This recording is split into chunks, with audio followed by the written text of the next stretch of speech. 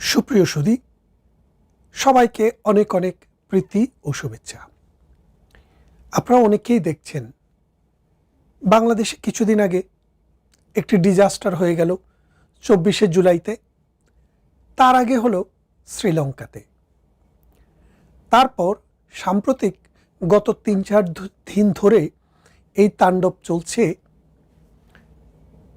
নেপালে।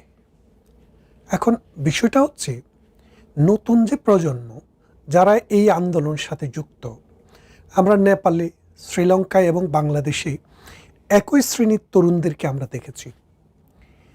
এটি শুরু হয়েছিল আরব বসন্ত নামে তিউনিসিয়া থেকে। সেই তিউনিসিয়াতে গত বছর আমি ভ্রমণ করতে গিয়েছিলাম। অর্থাৎ এই যে আরব বসন্ত নামে খ্যাত যে তরুণদের যে বিপ্লব, তরুণদের যে উদ্বোধন, তরুণদের যে আন্দোলন, তরুণদের যে সরকার বিতাড়ন করে নতুন বন্দোবস্ত, এটা শুরু হয়েছিল তিউনিসিয়া থেকে। আজ থেকে 18-17 বছর আগে, 17-18 বছর আগে, 2004-5-6 এরকম সময়ের দিকে। তো সেখানে গত বছর আমি এই তিউনিসিয়াতে গিয়েছিলাম। তিউনিসিয়াতে ঘুরতে গিয়েছিলাম, একটি শহর নাম হচ্ছে সোর্স। সেই সোর্স শহরে গিয়ে দেখলাম 4 দিন থাকার পরে যেদিন আমি ফিরে আসবো, সন্ধ্যায় আমার ফ্লাইট। তো হঠাৎ করে গুগলে দেখছি আজকে তিউনিসিয়াতে নির্বাচন, অথচ কোনো একটি দোকান, রাস্তা, ঘাট, হাটে, মাঠে, ঘাটে কত একটি পোস্টার পর্যন্ত নেই। পরের নির্বাচনের খোঁজ নিয়ে জানলাম যে ডেমোক্রেটিক ইলেকশন নামে যে ইলেকশনটি হয়েছে, সেই ইলেকশনটি মাত্র পার্টিসিপেশন হয়েছে 5%, অর্থাৎ টোটাল জনগোষ্ঠীর 5 ভাগ লোক পার্টিসিপেশন করেছে। আর বাকি 95 ভাগ লোক ভোট কেন্দ্রেও যায় নাই, ভোট দিতেও যায় নাই, ভোট নিয়ে ভাবেও না। কেন ভাবে না? অর্থাৎ ওই জেসমিন বিপ্লবের পর, মানে আরব বসন্তের পর, যেটিকে জেসমিন বিপ্লব বলা হতো, সেই আরব বসন্তের পর যারা ক্ষমতায় এসছে গত 15-16 বছর থেকে টানা তিনিয়ে ওই দেশের শাসক, মানুষ তাকে চাক বা না চাক, মানুষের জীবন উন্নত করতে পারুক বা না পারুক, যেই বিপ্লব দিয়ে উনি এসছেন, এখন এই রকম আরেকটি বিপ্লব সংগঠন করা যাচ্ছে না। কেন যাচ্ছে না আপনাকে বলি। আপনারা ঢাকার যে অভ্যুত্থান, এটার দিকে যদি তাকান, আপনারা দেখবেন যে 1000 ছাত্র কোনো একটা রাস্তা দিয়ে এসছে। সেখানে বিএনপি, জামাত এবং এনটি আওয়ামী লীগ, শত শত মানুষ সেই রাস্তায় এসে জড়ো হয়েছে। এবং মৃত্যুর মিছিলে যাদের নাম লেখা হয়েছে তাদের বেশিরভাগই কিন্তু ছাত্র না। কেউ ঠেলা চালায়, কেউ রিক্সা চালায়, কেউ গাড়িওয়ালা। অথচ দেখেন ঢাকা বিশ্ববিদ্যালয়ে টোটাল ছাত্র সংখ্যা, এই যে ভোট হলো, আমরা দেখলাম এই ভোটে দেখা গেল 41,000 বা 39,000 ভোটার। এই 39,000 ছাত্রের মধ্যে একজন ছাত্র ঢাকা বিশ্ববিদ্যালয় থেকে মারা যায়নি। তার মানেটা আপনারা বুঝছেন যে মৃত্যুর মিছিলে যাদের নাম যোগ হয়েছে, যারা এসে দাঁড়িয়েছে, তাদের বেশিরভাগই কিন্তু সাধারণ মানুষ, বিএনপি করা, জাতীয় পার্টি বিএনপি করা এবং জামাত করা এবং এনটি আওয়ামী লীগ শিবিরের অন্যান্য যারা কন্ট্রিবিউটর আছে, তাদের লোকেরাই কিন্তু এই মিছিলে নেমেছে। তার মানে মিছিলে নামতে গেলে শুধু জেএনজি প্রজন্ম দিয়ে হবে না কখনো, যদি মানুষের পার্টিসিপেশন না হয়। এই মানুষের পার্টিসিপেশন যখন হয়েছিল এই তিউনিসিয়াতে, মানুষ দেখলো এই বিপ্লবের পর তিউনিসিয়ার অর্থনৈতিক অবস্থার ধস নেমেছে।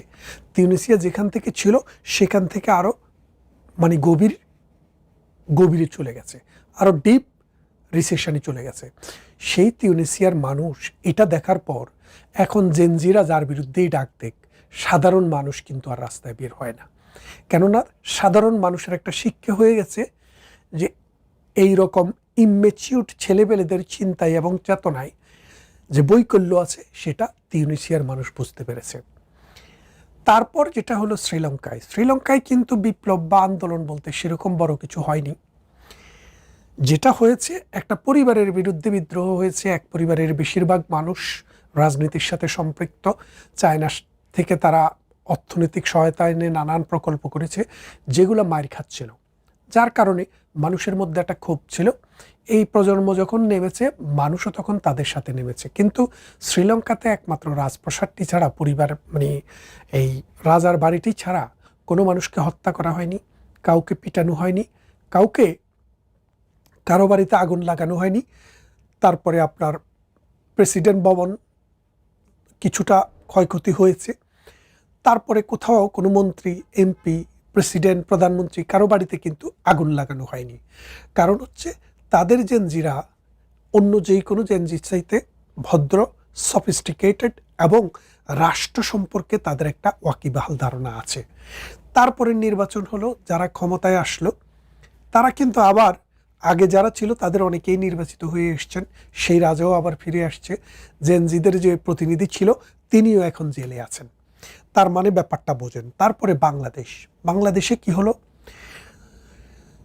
1999 সাল থেকে 99 সালের পরে যদি 2000 সাল থেকে ভিত্তি বছর ধরেন, 2000 সাল থেকে 2024 সাল পর্যন্ত খালেদা জিয়ার সময় এবং শেখ হাসিনার সময়ে টোটাল আমাদের প্রভার্টি এলিমিনেশন যেটাকে বলে, সেটা মানে অতি দরিদ্র মানুষের সংখ্যা ছিল 40%।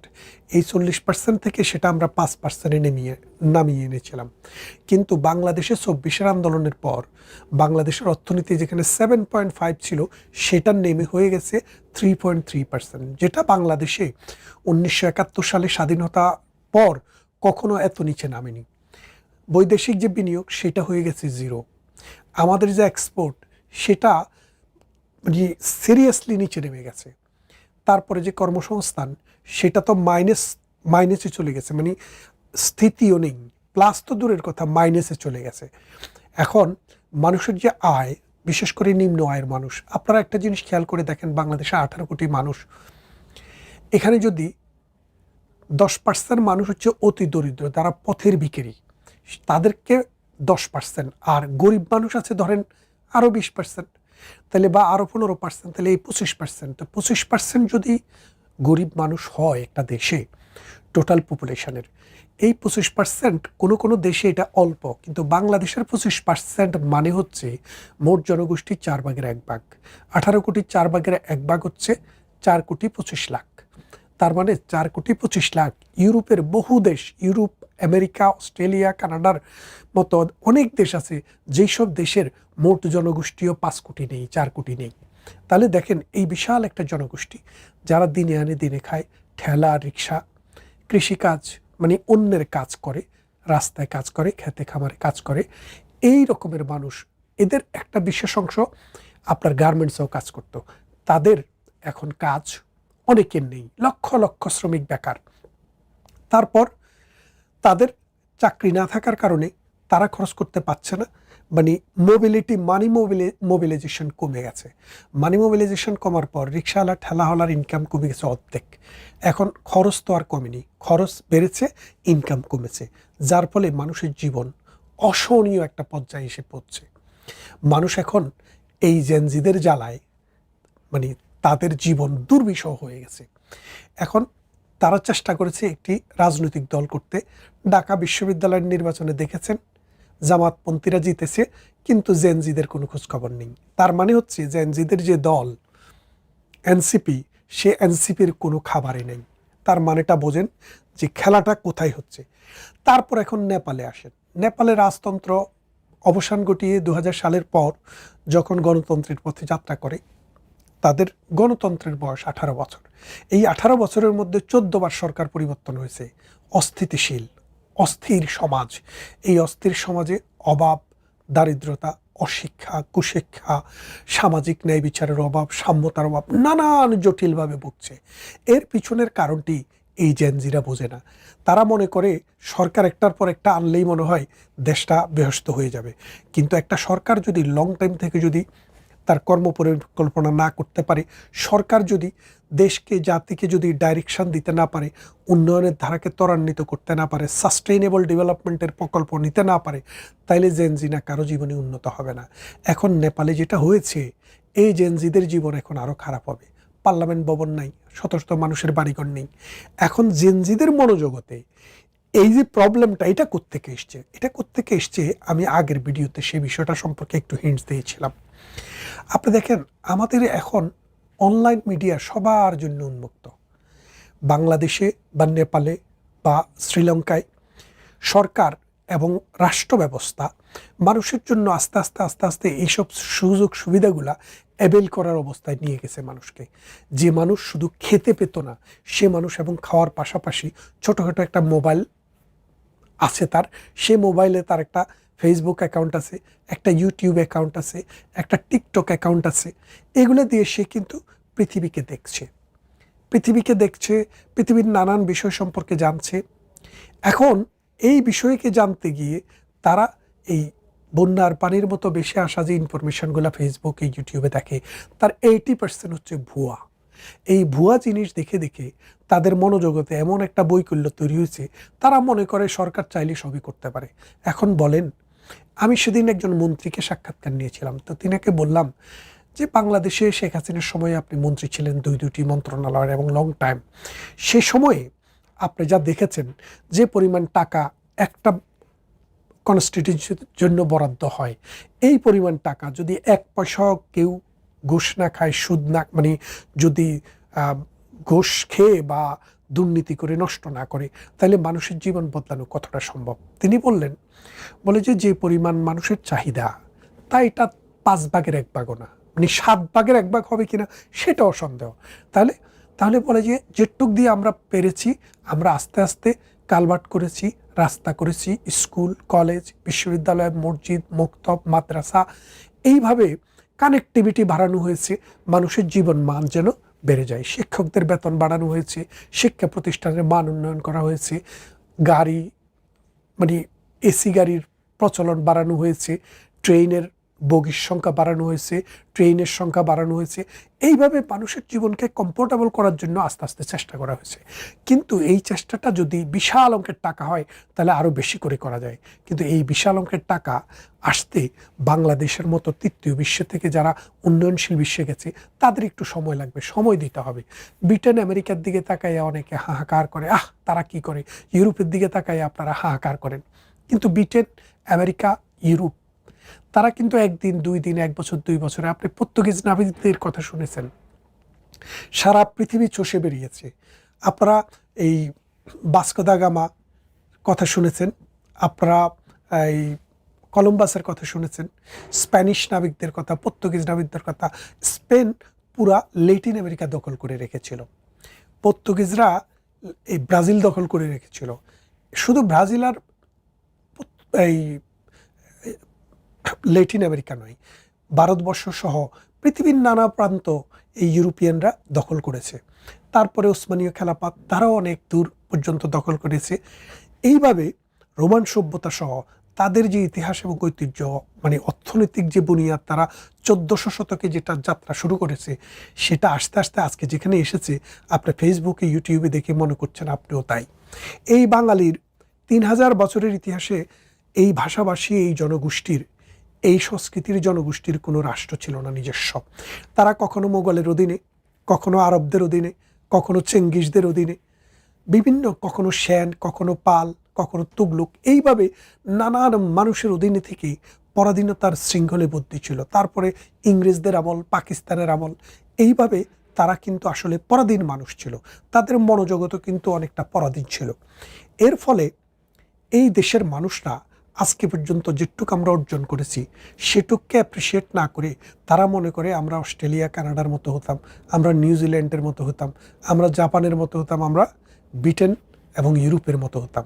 কিন্তু মানুষ যদি ব্রিটেনে ইউরোপের মতো না হয়, প্রজন্ম যদি ব্রিটেনে ইউরোপের মতো না হয়, ব্রিটেন ইউরোপের প্রজন্ম তো আপনার রাস্তা ভাঙবে না, পার্লামেন্ট ভবনে আগুন দেবে না, মানুষের বাড়ি পোড়াবে না, মানুষকে হত্যা করবে না, এই যে এনজিরা, এই চিন্তাটা কিন্তু তাদের মাথায় আসে না। তাদের চিন্তায় এবং চেতনার যে বৈকল্য, এই বৈকল্য এই সমাজকে, এই রাষ্ট্রকে ভবিষ্যতে আরও বিপদের দিকে নিয়ে যাবে। আজকে আমি যখন কথা বলছি 2025 সাল, আমি এখন মধ্য বয়সের মানুষ।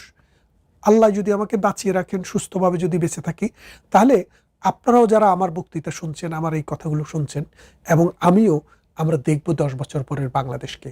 বাংলাদেশ আজকে যেখানে আছে, যদি এই জেনজিদের হাতে যায়, যদি এই ধর্মাশ্রয়ীদের হাতে যায়, তাহলে এই বাংলাদেশ কিন্তু আস্তে আস্তে আরও ধ্বংসের দিকে যাবে। কারণ প্রতিনিয়ত মানুষের সংখ্যা বাড়ছে, সুযোগ সুবিধা কমছে। এর ভেতর দিয়ে শেখ হাসিনার যে 17 বছরে যে উন্নয়ন বাংলাদেশে হয়েছে, পদ্মা সেতুর মতো প্রকল্প, মেট্রো রেলের মতো প্রকল্প, এক্সপ্রেসওয়ের মতো প্রকল্প, অসংখ্য পাতাল রেল, ঢাকা এয়ারপোর্টের 3য় টার্মিনাল, এইরকমভাবে তারপরে ঢাকাতে মানে চট্টগ্রাম থেকে কক্সবাজারের আপনার এই রেল লাইন এবং পদ্মা সেতুর ওপারে রেল লাইন, এইভাবে অসংখ্য কাজ হয়েছে যেগুলো মানুষের জীবন বদলে দেওয়া, অর্থনৈতিক কাঠামো বদলে দেওয়া এবং মানুষের জীবনকে অর্থনৈতিকভাবে আরও চাঙ্গা করার একটা প্রচেষ্টা ছিল। দরিদ্রদেরকে বিভিন্ন রকমের ভাতা দেওয়া, বিজিএফ কার্ডের আওতায় 30 লক্ষ মানুষকে নিয়ে আসা, 30 লক্ষ পরিবারকে নিয়ে আসা, এইভাবে বাংলাদেশটাকে আস্তে আস্তে একটা সেফটি নেটের ভিতরে নিয়ে আসা হয়েছিল। কিন্তু এই সেফটি নেটের সুবিধা পেয়েই কিন্তু ঘরে ঘরে ইন্টারনেট, ঘরে ঘরে টেলিফোন, ঘরে ঘরে ইউটিউব, ঘরে ঘরে ফেসবুক, আর এটার অপব্যবহারটা তারা বাংলাদেশকে দেখালো। তারা যদি এখন রিসেন্টলি আপনারা যদি দেখে থাকেন, চিটাগংয়ের একজন শিক্ষক বলল জেনজিদের রেজাল্ট সম্পর্কে যে যেই ছেলেটি আন্দোলন করে রাস্তা বন্ধ করে দিয়েছে সে সর্বোচ্চ মার্ক পেয়েছে 7। তা আমিও আমার পরিবার আত্মীয় স্বজনের মধ্যে অনেক আছে না, বকে যাওয়া যেসব ছেলে পেলে পরিবারকে মানে না, ফ্যামিলিকে মানে না, আত্মীয় স্বজনকে মানে না, এইরকম ছেলেপেলেরাই কিন্তু জেনজির খাতায় নাম লেখাচ্ছে, এই আন্দোলনে মানে নতুন করে করে সামনে এসে নাম লেখাচ্ছে। এদের কারণে শ্রীলঙ্কা বেঁচে গেছে, কারণ শ্রীলঙ্কাতে আসলে জেনজিরা কিছুই করতে পারেনি, শুধু সরকারটাই বদল হয়েছে, কোনো ধ্বংস হয়নি, খুব তাড়াতাড়ি সরকার বদল হয়েছে, নির্বাচন হয়েছে।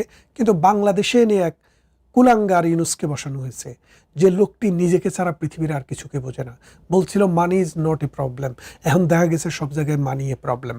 সেই ইউনুস নিজের স্বার্থ চরিতার্থ করার জন্য আজকে 13 মাস ক্ষমতায়, এখনো নির্বাচনের কোনো দেখা নেই, যার কারণে দেশটি আস্তে আস্তে ধ্বংসের দ্বার প্রান্তের দিকে যাচ্ছে। আর মৌলবাদী আস্ফালন, মধ্যযুগীয় চিন্তা চেতনার বর্বর হায়নারা চারদিক থেকে আজান দিতে শুরু করেছে। এই আজান দেওয়া বর্বর হায়নাদেরকে যদি বন্ধ করা না যায়, তাদের গতি যদি রোধ করা না যায়, তাহলে এই দেশটি ধ্বংস অনিবার্য।